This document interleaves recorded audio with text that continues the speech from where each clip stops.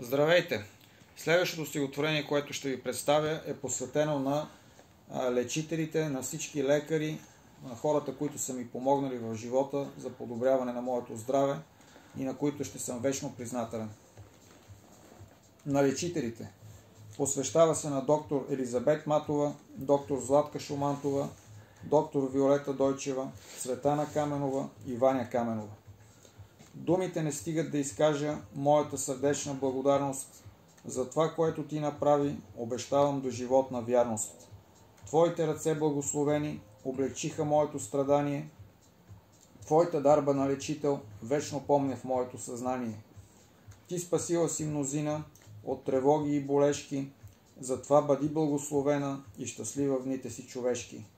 Често аз за теб се сещам с благодарност и надежда. Нека Господ да те пази, щастие да ти отрежда.